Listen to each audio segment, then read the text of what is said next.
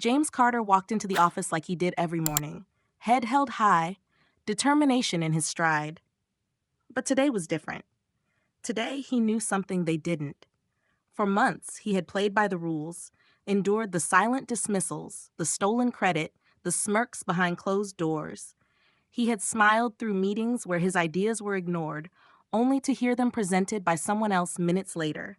He had watched opportunities slip through his fingers, knowing they were never truly within his reach to begin with.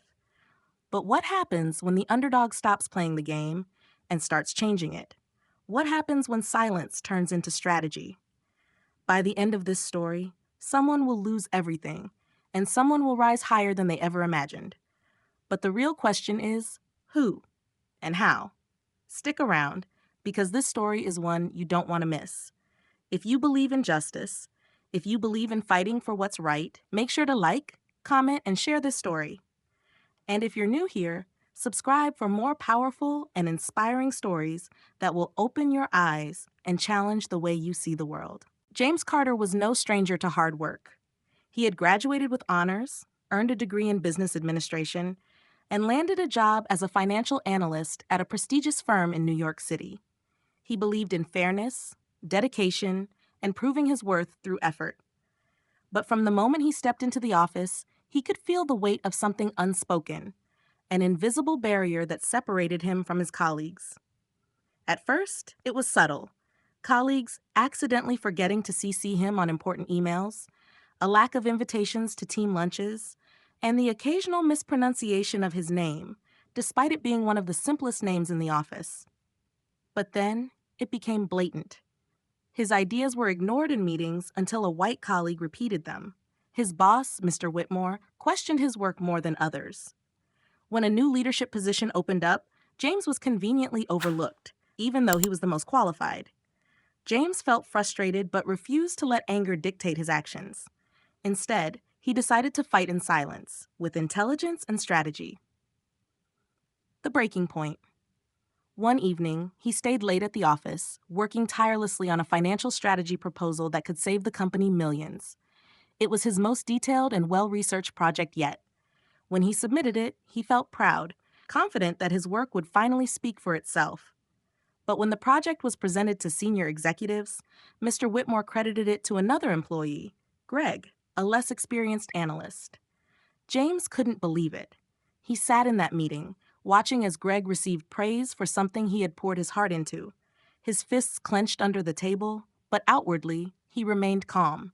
He had anticipated this move. He had documented everything: the drafts, the email exchanges, and even a recorded conversation where Mr. Whitmore dismissed his concerns about being overlooked. That night, he didn't sleep. He reflected on all the times he had been passed over, ignored, and disrespected. But instead of letting bitterness take control, he developed a plan. The following morning, James requested a private meeting with the CEO, Mr. Harris, under the pretense of discussing his future at the company. Mr. Harris, a firm but fair man, agreed. Sitting across from the CEO, James took a deep breath and laid out everything: the discrimination, the stolen work, the ignored contributions. Then he handed over the documented proof. Mr. Harris frowned as he flipped through the emails and transcripts. "This is concerning, James. Are you sure about this?" "Absolutely, sir. I didn't come here to make accusations without evidence. I came here because I believe this company can do better." Mr. Harris nodded. "I'll look into this, but I appreciate your professionalism, James. Most would have handled this differently." James left the meeting with his heart racing. He had done his part. Now it was up to them. The next week, at the company's monthly board meeting, the CEO personally addressed the issue. "Before we move forward, I'd like to discuss something that has come to my attention: a concerning case of workplace misconduct and credit misallocation." The room fell silent. Mr. Harris looked at Greg and then at Mr. Whitmore. "Greg, I believe you have something to say." Greg, sweating, glanced at James before speaking. "Actually, James did most of the work on that financial strategy. I was just following Mr. Whitmore's instructions." The room was deadly quiet. All eyes turned to James. He stood up, holding his head high. "I appreciate the honesty, Greg, but I'd like to clarify I did all of the work, and I have the proof to back it up." He handed out copies of his documents. Mr. Harris's face hardened as he flipped through them. He turned to Mr. Whitmore. "Is this true?" Mr. Whitmore stammered. "Well, I thought Greg had the potential to handle the responsibility." "It looks like James had the responsibility all along," Mr. Harris said coldly. The resolution. By the end of the week, Mr. Whitmore was let go. The company issued a statement on diversity and fairness, making it clear that such behavior would not be tolerated. James, in turn, was promoted to the leadership role he had rightfully earned. His colleagues, many of whom had once ignored him, now saw him in a different light. Some apologized, while others simply started treating him with the respect he had always deserved. A new beginning. Despite everything, James didn't let bitterness take root in his heart. Instead, he used his position to create an office culture where everyone had a fair shot. He implemented new mentorship programs for young Black professionals and ensured diversity training was mandatory for all employees. As months passed, James became a symbol of perseverance. Employees who once doubted him now sought his guidance. Even those who had never spoken up about workplace discrimination felt inspired by his journey. He received letters from young Black professionals who saw his story as a beacon of hope. One day, as he looked out from his new office, he saw a younger version of himself, another new Black employee nervously stepping into the building. James smiled, stood up, and walked over to introduce himself. He knew his fight wasn't just for him. It was for everyone who came after him.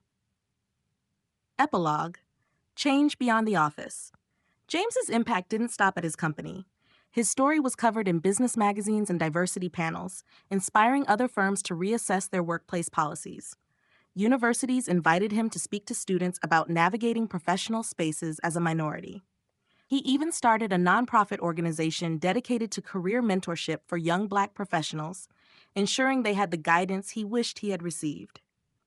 As he stood on stage at an industry conference, addressing a crowd of ambitious young minds, he thought back to the days when he was invisible in his own office. Now, his voice was heard loud and clear. His journey had turned pain into power, adversity into action, and this was only the beginning. Thank you for watching this powerful story. If it inspired you, leave a comment below and share your thoughts. Like, subscribe, and hit the notification bell so you never miss another story that challenges perspectives and sparks change. Share this with someone who needs to hear it, because together, we can make a difference. See you in the next story.